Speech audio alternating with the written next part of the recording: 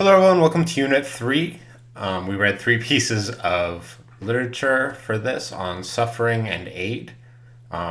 Two of the pieces are about how we can effectively use our charity and what sort of moral responsibility we have to people not only far away from us and very different in quality of life than us, but also perhaps in the future, in future generations. Ornora O'Neill touched on that a bit in her Lifeboat Earth video. And then thirdly, we looked at this nice little short fiction story by Ursula Le Guin about Omelas.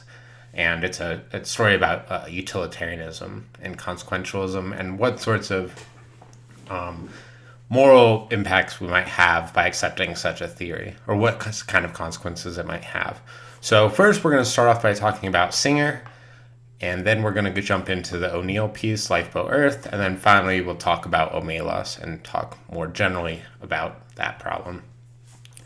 First, I want to give you kind of a broad picture about those ethical theories that we're going to be considering. These are sort of the three main branches of normative ethical theories.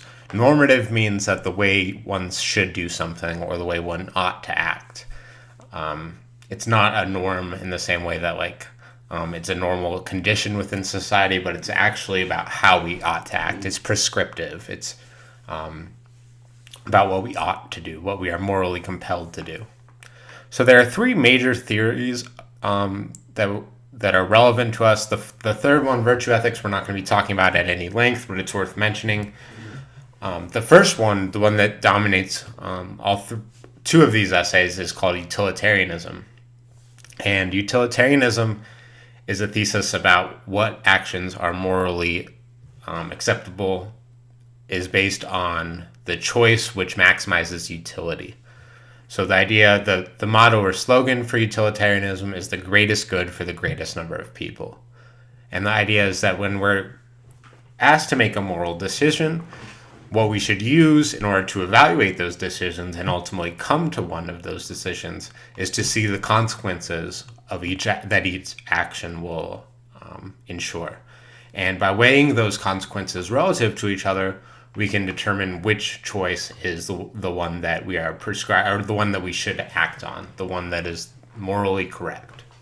So, as an example, one of the famous problems is like this trolley car case. So there's this trolley speeding down the railway, and it's gone out of control, and the track it's on right now is hurtling towards 5 children that are playing on the tracks. And there's a fork in the road before that, and you have the chance to switch the button. And if you switch the button and the track diverts onto the other track going towards another person, it goes towards a single person. So the idea is you can either hit the 5 children, or you can either let the trolley take its normal course and hit the 5 children, or you can press the button and it will go towards the lone individual on the other track. And one way a utilitarian might try and answer this is by saying, well, if you do nothing, it kills 5 children, and if you end up switching the track, then you only kill the one person on the other side. And a regular reading on utilitarianism is going to say the best consequences is to switch the trolley track so that it only hits the one person, because this results in the greatest amount of good for the greatest number of people. So those children, all 5 of them end up living. We don't have the grief that comes from losing a child for all 5 of those families. They get to lead their lives and have the sort of impact that we might find morally good, or they have the freedom to exercise it badly, since we can't really weigh those sorts of concerns. They're not exactly as large as the fact that they don't die. But the idea is that if you didn't switch it, we would have 5 deaths on that side, and we'd have one person that lived. And while that would be good, it's not as good as switching the track and killing the one person instead of 5. So utilitarianism takes this approach to almost all of the moral choices that we encounter. It says, how can we know when something is the morally right thing to do? Well, we weigh the consequences or the projected consequences, because we can't always know what's going to happen. but we have some idea of roughly what we take to be the consequences for any action. And you weigh those consequences against each other, and you determine what the right answer is. So utilitarians, their motto again is the greatest good for the greatest number. So they want to maximize utility for the greatest number of individuals. And they think that this is what underlies moral decision making. There's a lot of variants of utilitarianism, but for our purposes, we just need to have the sort of broad strokes idea that it's about the consequences of the actions, and in particular, it wants to bring sort of the most happiness or the most amount of good in the world for the greatest number of people that it can.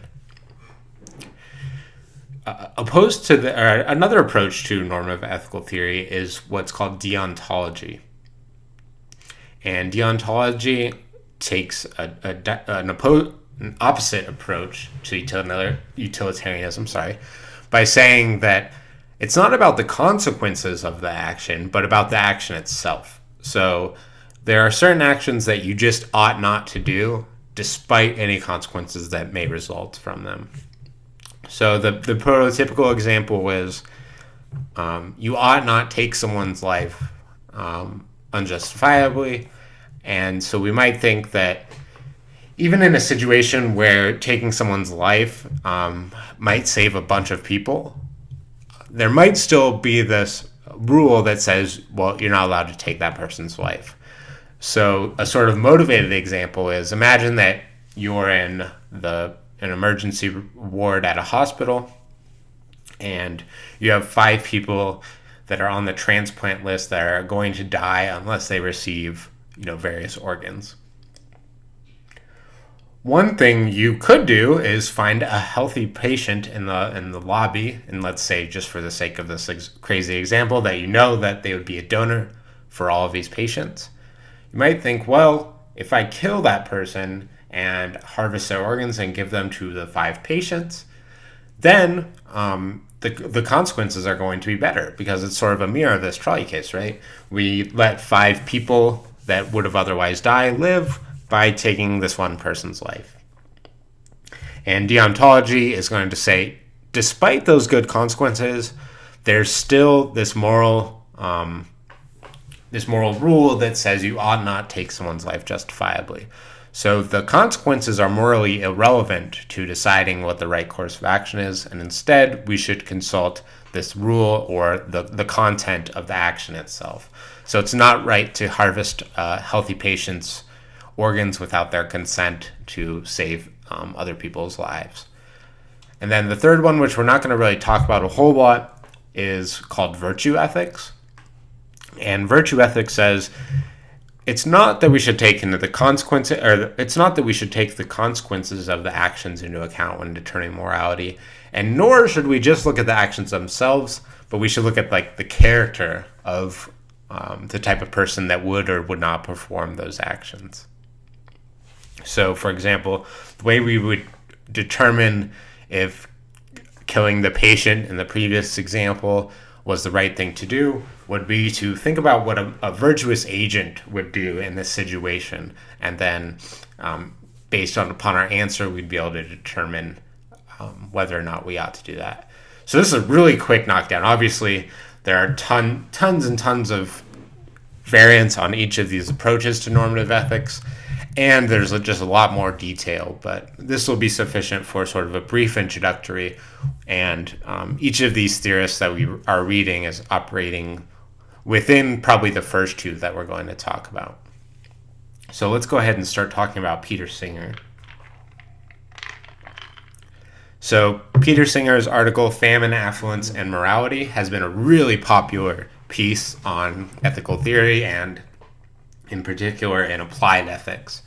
And Singer is going to argue that we are morally responsible for helping people in need, that even though they may be very far away from us geographically, or even perhaps they may be very far away from us in terms of time, they might be far away, years down the road or something like that.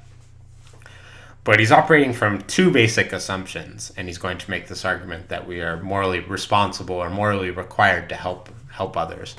So first, I take it that this premise is perhaps least controversial out of all the things that Singer argues for, and it's that suffering and death from a lack of resources is bad. So dying from starvation is a bad thing. Dying from a lack of water is a bad thing. Dying from a lack of adequate shelter in perhaps an area that is fraught with natural disasters is a bad thing.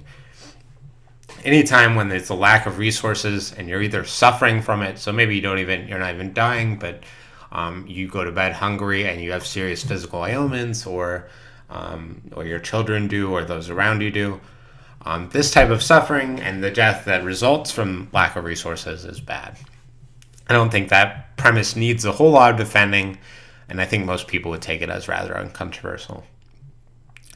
The second assumption that he uses, and this is what is referred to as the Singer principle, is that if it is in our power to prevent something bad from happening, without thereby sacrificing anything of comparable moral importance, we ought morally to do it. So this is a pretty wordy way of saying that if we can prevent something bad from happening without sacrificing something that is equally bad, then we ought to try and prevent that first bad thing from happening. So the example that Singer uses is of a child drowning in a pond. So imagine that you are walking through the forest and you come across a child who is walking into a pond, and you can see that they end up struggling and it looks like they are going to drown. So you can save this child, but if you were to go out into the lake, you're going to muddy your brand new Nike shoes, and you're going to muddy your new clothes, and they're going to be ruined sort of beyond repair. So you can save the child, but you're going to have to give up your brand new Nikes and your brand new set of clothes that you just purchased, and you're not going to be able to repair them. So most people are pretty drawn to the idea that we should save the child, even if we are going to ruin our brand new Nikes, or even if we are going to ruin our new clothes, or even if we have to take out time out of our leisurely walk through the forest in order to do it. So the idea is that it seems relatively uncontroversial that we should help the child. And this is, Singer says, is because of the Singer principle. So we can prevent the child from drowning in the pond, and we can do so without sacrificing our own life or even sacrificing our own physical health or anything. We just have to sacrifice our Nikes and our clothes. And this is something that's not morally comparable to saving a drowning child, right? So we ought to do it. So Singer says, well, if this is right, then we're going to have to re-examine a lot of our ordinary life choices when considering the types of help that we can give people that, even though they're not close to us, could use our help. So imagine that you're choosing to go between going to the movies and seeing, the new Mad Max movie or something, or donating that money to a charity which provides necessary resources to people. So maybe it provides, malaria mosquito nets to a certain area in Africa or something like this.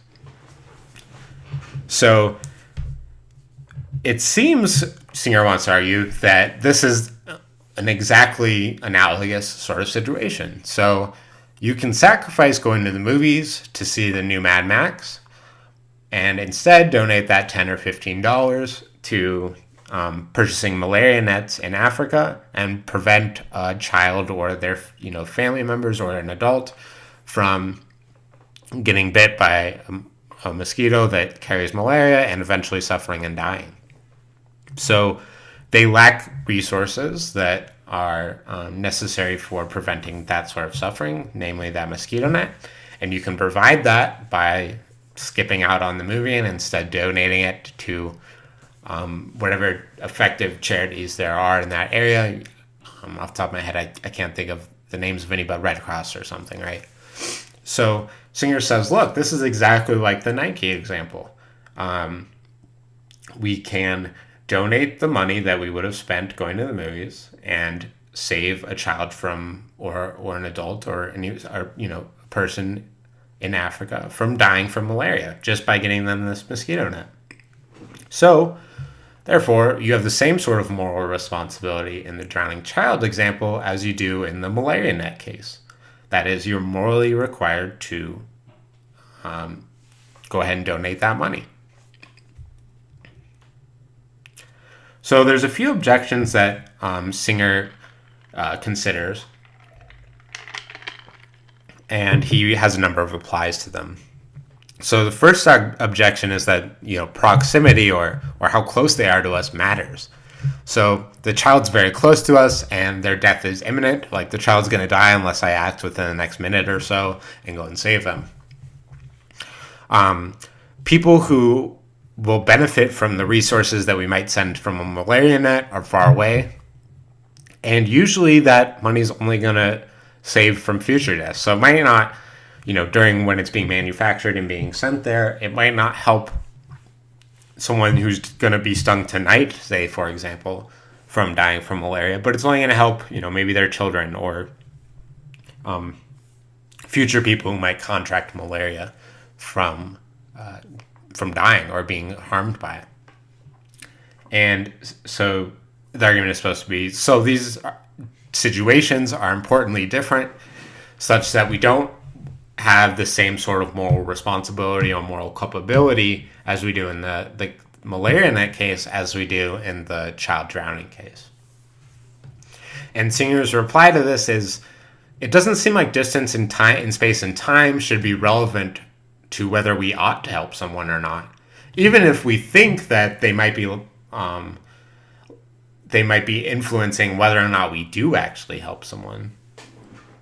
So, for example, if you were, let's say you were in Africa and you had the ability to give someone one of these nets, it doesn't seem like you being in Africa should be a morally relevant consideration to whether or not you help them out. And it doesn't seem like someone being far away from you in time either. So you might think that you have a greater responsibility to a child who's alive now than a child who is born in the next generation. But it's not clear what grounds you have for saying something like this, right? If the child is going to be born, it seems like you have that same sort of moral responsibility. So Singer wants to argue.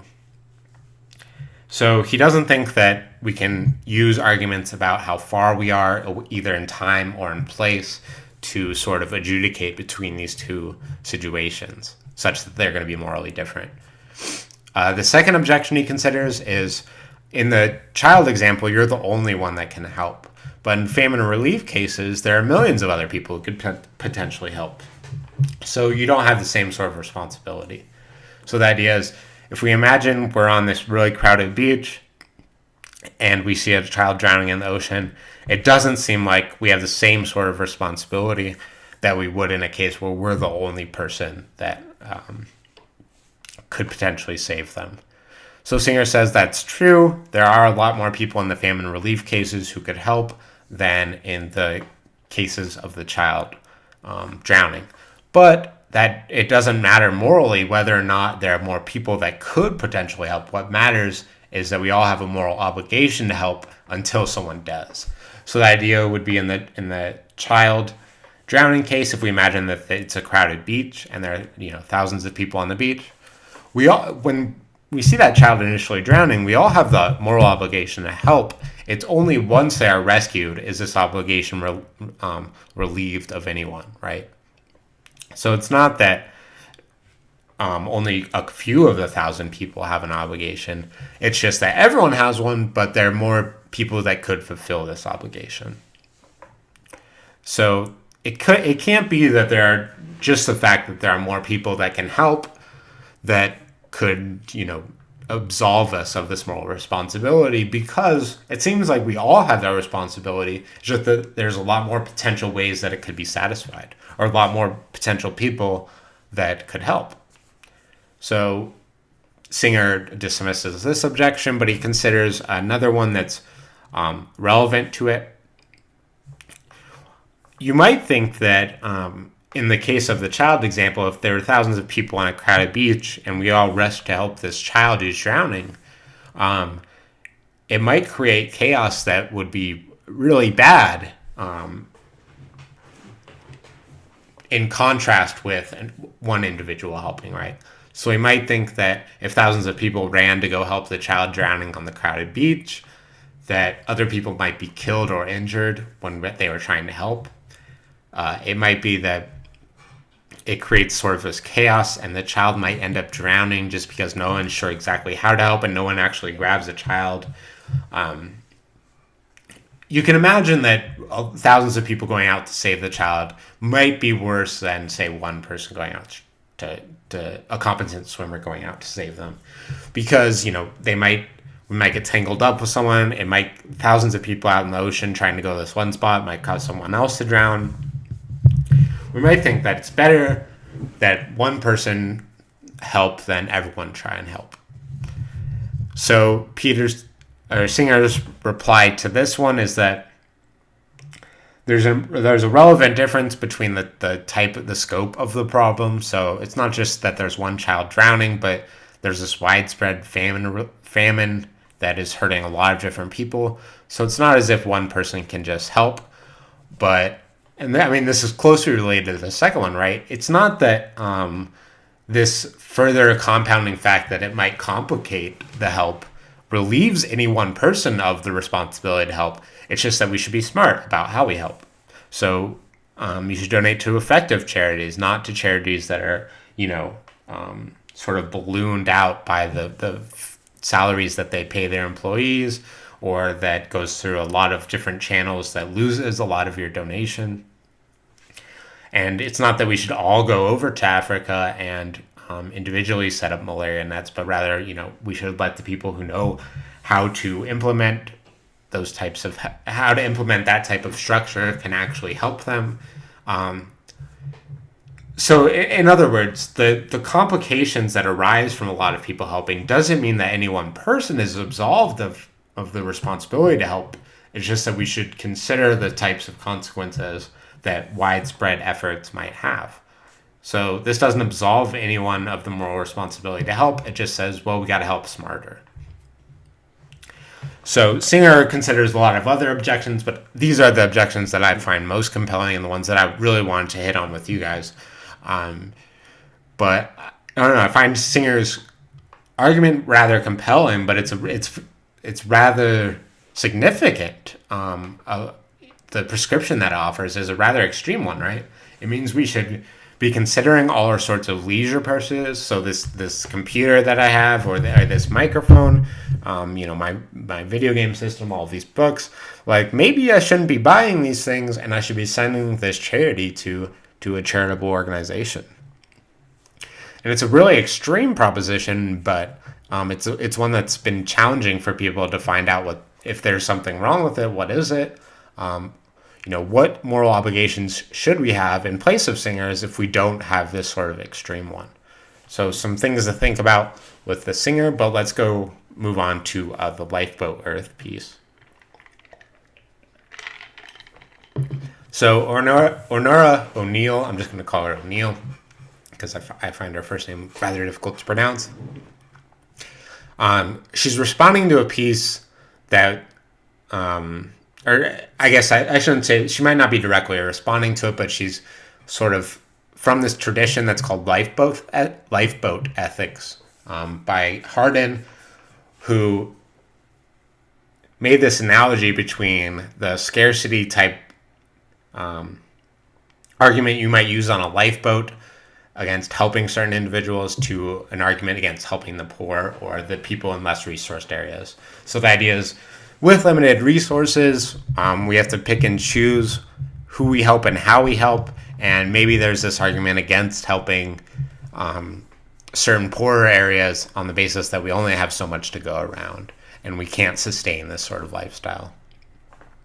So she's mostly, she's not particularly concerned with the sort of utilitarian approach to it. So she's not worried about the consequences as much. Remember, that's I think that's precisely what Singer has in mind, is about the sort of consequences of the actions, but rather O'Neill's piece wants to really hammer home this right that people have a right not to be killed unjustifiably. So the assumption that she wants to operate on throughout the essay is this idea that people have a right to not be killed unjustifiably. So we might think that there are certain times when it's permissible to kill someone else, right? In self-defense instances where someone is holding us at gunpoint and threatening to kill us, we might think that or even shoots at us, we might think we are justified in taking action to kill them, right, first. Or if someone is assaulting us and we act out in a violent way and kill them, we might think that this sort of action is justified in order to protect ourselves. Or you might have situations where we have consent from individuals in order to kill them. So in like right to die situations in which someone is terminally ill but doesn't want to go through the pain of carrying out their illness to its full extent, but would rather be euthanized, we might think that people we can kill someone else if we have that consent too. That's sort of a murky situation, and obviously I don't want to go into it to an extent here. But the point is that these are some instances in which it seems possible to justify killing someone, either in self-defense or if we have their consent. But we ought not think that a right to self-defense also means that one has a right to self-preservation. So it's not that they have a right to sort of all the things that they think they're entitled to, but only that they have a right to prevent actual harm to themselves. So this is the sort of basic operating principle that she's going to use throughout the piece. There are two sorts of lifeboat situations that O'Neill's going to consider, and she calls them well-equipped and unequipped. So a well-equipped boat is one that can survive with the resources it has, or with its ability to accrue resources, whether people can fish on the lifeboats, or create fuel in some way, or replenish their water if they're on near fresh water. The idea is that a well-equipped boat can survive until rescue, either by replenishing its resources or it simply has enough. An unequipped lifeboat is a lifeboat that is going to not be able to survive until rescue with the current resources it has. So the idea is that it's either going to run out of resources, or there are just too many people for the amount of resources it has. For whatever reason, the people on the lifeboat are not able to survive until rescue. Excuse me, sorry. So these are the two situations she's going to contrast, and we'll see how those apply to sort of lifeboat Earth situations in a little bit. But first, I want to draw your attention to this claim that she makes about when killing is justifiable. So a lot of killing seems justifiable, like self-defense on unequipped boats. It's not all situations are as clear as those type of situations. So it's she wants to make some extra conditions on when an individual's right to be killed, not to be killed, can be infringed upon. And so these are the ways that she sort of considers. So we might think that someone's right to not be killed is infringed upon even if the killer does not act alone. So you might say, well, if there were 10 individuals and none of them is individually responsible, then it doesn't seem like the person has been, infringed upon in such a way that their right to not be killed unjustifiably has been violated. But she says, no, consider like a gang killing example. So 4 people assault this one person, and not any one of them is like identifiable as the killer. She says that person has still been unjustifiably killed, even if you can't locate the final blow or the actual killing with any one individual. So it's not that their right has not been violated just because you can't hold a single party responsible.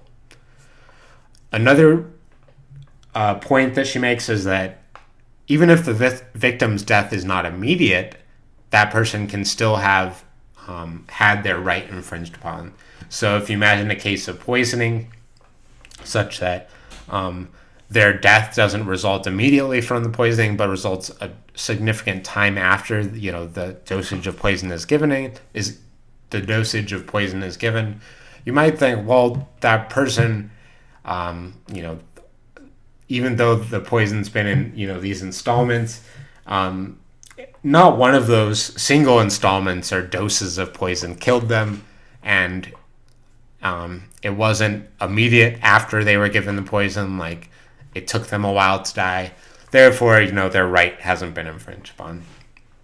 But O'Neill says no, even if it's not immediate after that poisoning, it's clear that the poison was an actor in killing that person. Therefore, their right to not be killed has also been infringed upon.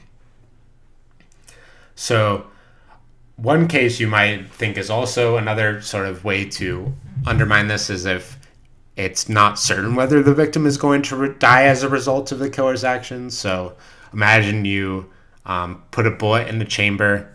This is her rather brutal example, and you're playing Russian roulette with 6 other individuals.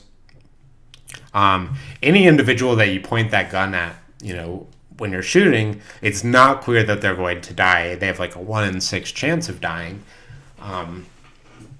But it's not clear that, let's say that you shoot Bob instead of Sue or Joe. Given that Joe only had like a 1 in 6 chance of dying, or whatever the odds were, you might think it's not that his right has been violated or that it wasn't unjustified. But O'Neill says no, even if you're not certain whether or not the victim will die as a result of the killer's action, the killer is still responsible, and their right to not be killed has been unjustifiably broken. The last example is that the killer does not intend the victim's death. So Henry II orders people to kill the turbulent priest, and then later the name's escaping me, but it's identified with a particular individual. The fact that he didn't have in mind that particular individual when ordering the people to kill the turbulent priest does not mean that Henry II did not unjustifiably kill whoever that individual was. I can't remember the name, but the idea is that even though Henry had this vague command, the right to not be killed unjustifiably was still infringed upon when the actual orders were carried out. So it's not entirely clear whether Lifeboat Earth is well-equipped or unequipped, but in either situation, we can see that by considering a variety of these factors, people may still be infringing on the rights of others to not be unjustifiably killed. So first, let's take this well-equipped situation. So situations where there's sufficient enough amount of resources given the right type of distribution, such that everyone can live given certain resources. So there are 2 types of issues that she sees as being as possibly leading to unjustifiable killings. The first is this one she calls foreign investment. So we imagine that a foreign company comes in and buys, maybe a salt mine or something, and manages the salt mine such that a lot of the profits and the resources from this mine end up going away from the land that they entered and back to their home environment. And this redistribution of resources from the native land to where the foreign company is coming from means that some individuals are not receiving the adequate amount of resources, whether this is in a drop in wages or actual tangible physical resources. And that redistribution, such that some individuals aren't able to survive or persist on their wages, or they aren't actually getting enough food for the family that they're bringing it back to, results in some unjustifiable killings.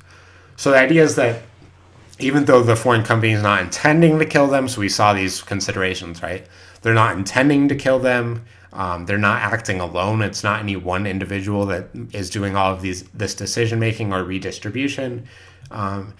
It's not that it's an immediate killing. It's not that they come in and immediately people start dying. It's that this over time the redistribution of resources persists such that it ends up in some deaths.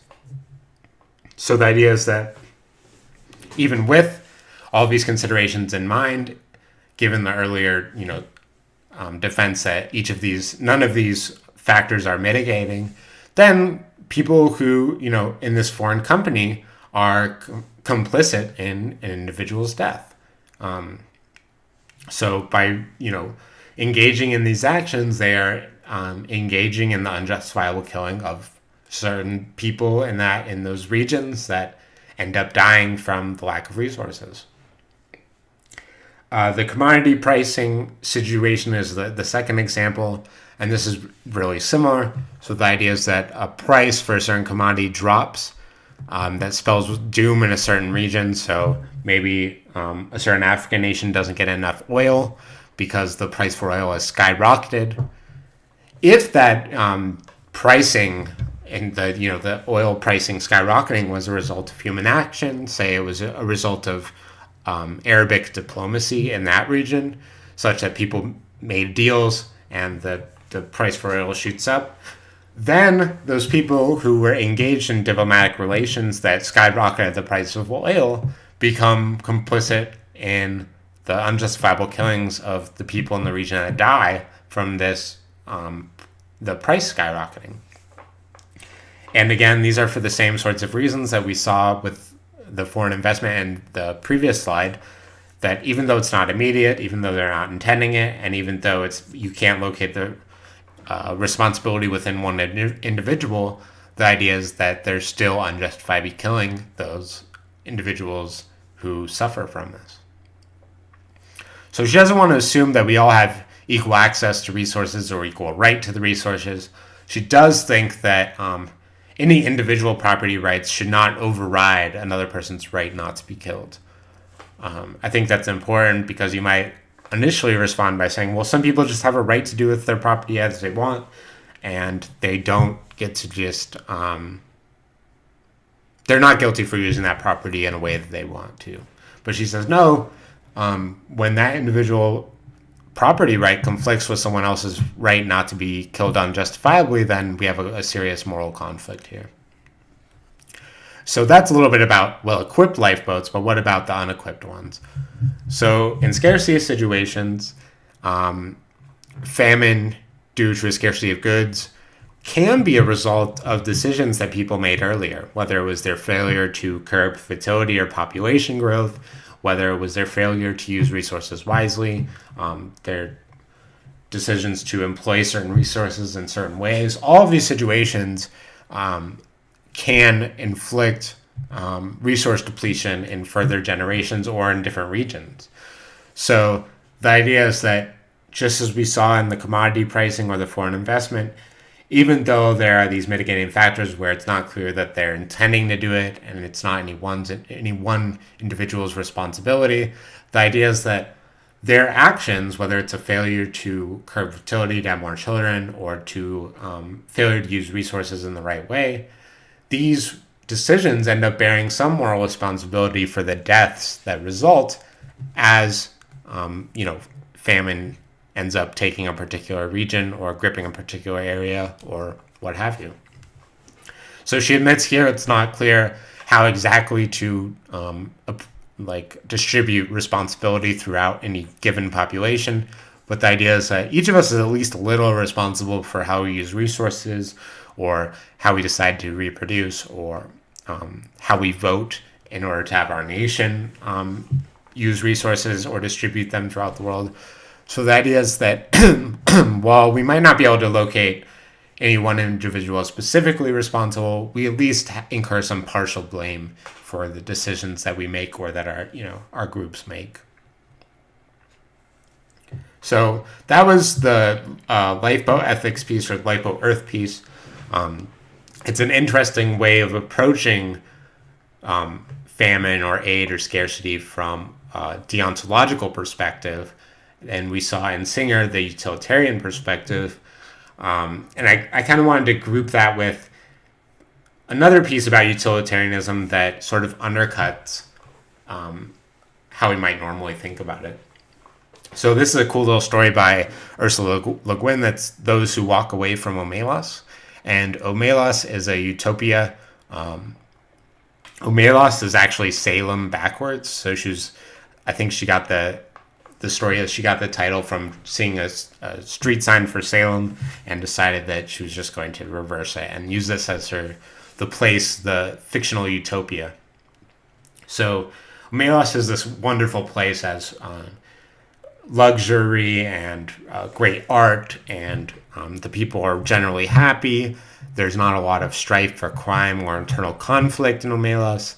There's a lot of cool, intellectual investigations. It's just one of the best possible places that we can imagine, right? The people are happy. There's not a lot of strife, no poverty, not a lot of illness. It's just a wonderful place to be. But the catch, right, is that the reason Omelas is so great, and this is told to all of the people that live in Omelas at a certain age, is there's this child who's stuck in a broom closet underneath some building and is treated really terribly. So they're given food and water, but they're sort of, as people are led in to discover that the child is there, they treat the child horribly. Without being graphic, you can just imagine that the child is really poorly treated, and they're just not shown any love or happiness, and they're given really terrible, considerations. So the reason for Omelas being so great is that this child is chained up there.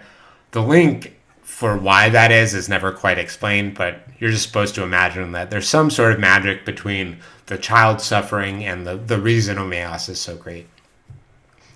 And so a lot of people, upon discovering that the child is treated terribly, accept it by saying, this is what, the price we have to pay for such a great place to live.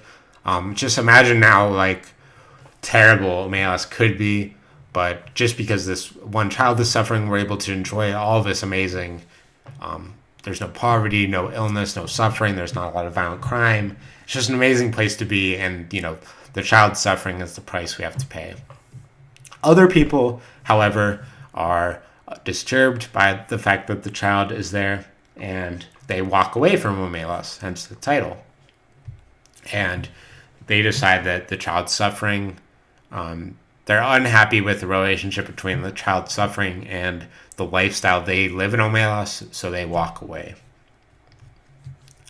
And the idea here is that it's tough for a utilitarian to explain why people would walk away from Omelas, given that the consequences for the greatest number of people, in fact, everyone but that small child, are really great.